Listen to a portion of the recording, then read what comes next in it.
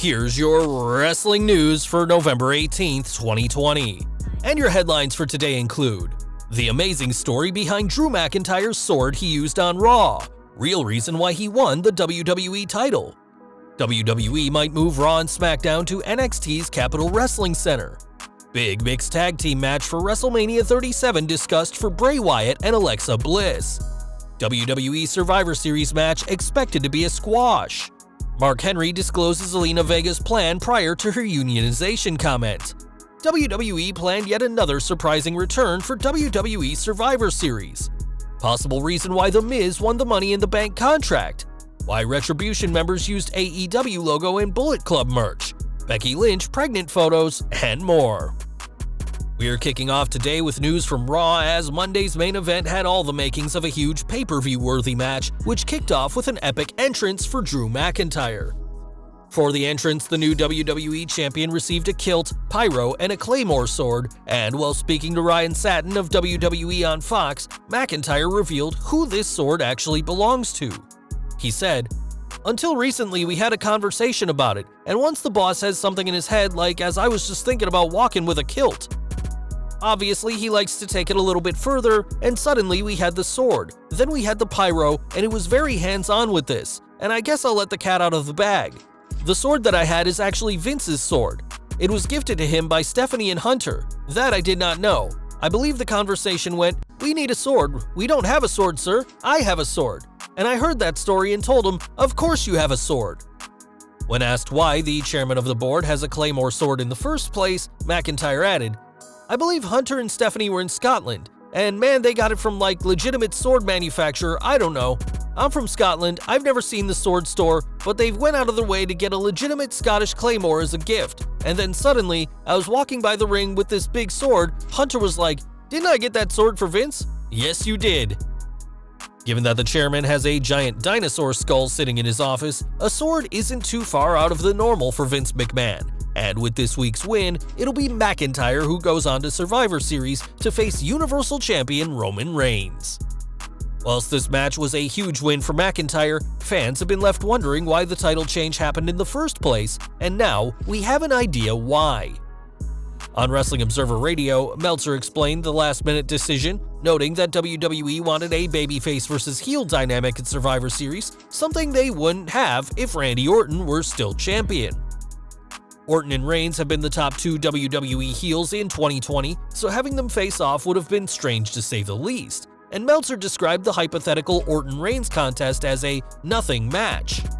It's even possible that the crowd would have been cheering for Roman Reigns if the two heels faced off, which is the last thing the company needs. And now the Universal Champion has his eyes on a more suitable opponent at Survivor Series. Now, we previously reported that WWE must vacate the Amway Center by December 5th to make space for the Orlando Magic, and whilst Tropicana Field is the favorite to be the new home of the Thunderdome, there may be another venue in the mix.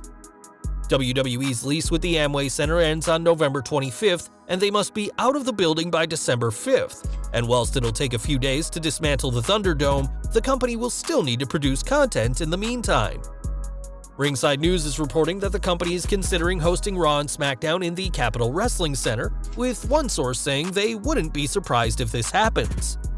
With that in mind though, any stay in the CWC is expected to be for just 1 week before the WWE's new Thunderdome is set up, and with Survivor Series to take place on the 22nd, that means the pay-per-view and the following Raw can happen in the Amway Center.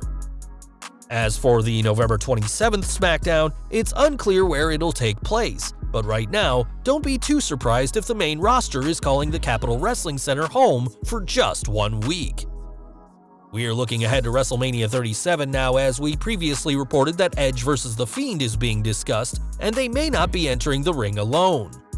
According to WrestleVotes, there have been talks about making the hypothetical Edge vs. Fiend encounter a mixed tag team match. They said, "Source states that while Edge vs. Randy Orton has been the long-standing plan, and still is at the moment, the idea of Edge vs. The Fiend has been discussed a great deal for the show." Further, source states the initial idea came up as names were thrown around as possible opponents for a Wyatt and Bliss team at WrestleMania. Edge and Beth Phoenix were mentioned. Source states both matches are unlikely. Orton vs. Edge remains the plan as of now. Of course, any plans for Edge, whether they be against The Fiend or his originally rumored opponent Randy Orton, hinges on him being back in time after his torn triceps injury he suffered at Backlash 2020. Edge and Orton are still expected to have a rubber match, which could reportedly be an I Quit match, but what do you think? Who do you think Edge should face at WrestleMania 37? Leave your views in the comments below. Back to Survivor Series now, as though this Sunday's show promises Raw vs. SmackDown matches, one contest won't be going on for long. During Wrestling Observer Radio, Dave Meltzer spoke about the Sami Zayn vs. Bobby Lashley match and said that although Zayn is much better, the match will be a squash which will see Lashley win. Though there's always the chance that the Intercontinental Champion could extend his screen time with a lengthy promo against the Almighty, it won't mean much in the end, as the US Champion is practically guaranteed a win. Of course, the two have worked longer matches in the past, as Zayn was one of Lashley's first feuds when the United States Champion returned to WWE in 2018, but don't expect this Sunday's contest to go on for long. Now, Zelina Vega was released last week in shocking fashion by WWE, but one person who wasn't too surprised is Mark Henry. On Busted Open Radio, the world's strongest man explained how he understood that the company's rule against third-party deals would hit her hard, saying, "I was a little shocked, but I wasn't completely surprised, because I know how much of a Twitch and social media maven that she is. And it was gonna be hard to get her to not do cameos, it would be hard to get her to not do Twitch, and so on and so on. This cosplay stuff and having relationships with the fans based on all the characters that she played. So I didn't see her dropping it. There's a couple other people that I didn't see dropping it. But the thing about it is, she knew she got, and this comes from good authority, I don't release my sources. It comes from good authority that she knew before they gave her the Future Endeavor speech. Then she was like, well, I'm gonna leave some parting gifts." WWE's rule against third-party deals was made clear at the start of October, and superstars had 30 days to shut down any deals with services like Twitch and Cameo, but given reports that Vega was making more through these deals than from WWE, it's easy to see why she refused to stop. If she did know she was about to be released, like Henry claimed, then her tweet about unions was a last shot at the company, and given the scrutiny that WWE is once again facing, with Andrew Yang promising to change things, it looks like Vega's final actions in WWE have paid off for her, and the rights of the roster, who are still treated as independent contractors. More from Survivor Series now, as this year's show will see a ton of names from The Undertaker's past, and now another huge name will reportedly be in the Thunderdome. PW Insider are reporting that Kurt Angle will be in attendance at this Sunday's pay-per-view, though it's unclear what his role will be, or if he'll be on screen at all. Angle won't be coming alone, as several of the Phenom's pals from the Bone Street crew will be there, with Savio Vega and Rikishi being named, as well as the Dead Man's kayfabe brother, Kane.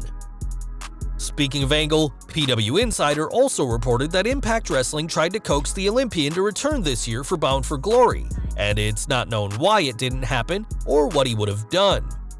At this time, Angle isn't signed to any promotion, though there's been speculation where he'll go next, but fans can expect to spot the Olympic gold medalist this Sunday at Survivor Series. Back to Raw, as The Miz is riding high as Mr. Money in the Bank, and though he teased cashing in on this week's show and even tried to rope Bray Wyatt into his plans, that didn't work out for the A-lister. On the latest edition of Wrestling Observer Radio, it was explained that WWE put the briefcase with The Miz because they're not interested in it being cashed in right now, as the plans are for both world champions to look strong at the moment, and they see Miz as someone who can hold the briefcase for the time being. Miz has certainly had a much more interesting run as Mr. Money in the Bank than Otis, but for fans who want to see the A-lister cash in and become a two-time world champion, it seems you'll be waiting for quite some time. New Day news next, as though the trio won't be teaming in the ring anymore, fans can still see them in the video game world. In addition to being in games like 2K20 and 2K Battlegrounds, the team of Big E, Kofi Kingston, and Xavier Woods are now downloadable playable characters in the Gears 5 game, and Woods was blown away to play as himself in the game. Woods even teased something special that's exclusive to their characters whilst tweeting about his video game persona, and the New Day aren't the only superstars in the game. Earlier this year, Batista was confirmed as an unlockable character in the game, and we'll have to see if any more superstars join the Gears series from now on. From one faction to another, as Retribution are no strangers to haters online, and this week was no different. On Twitter, Mace of the group posted a Retribution Sucks starter pack, playing off the popular meme, and included a neckbeard, a tweet about Retribution Sucks, being single, and most notably, a Bullet Club t-shirt. T-Bar joined in by making his own starter pack, which included that AEW logo, a Union Jack flag, and a list of wrestling podcasts, as the two have never been afraid to confront their haters. T-Bar's tweet didn't last long though, as it was quickly deleted, and explaining why he took it down, T-Bar said he'll save WWE the trouble and delete it before he gets another phone call from the office.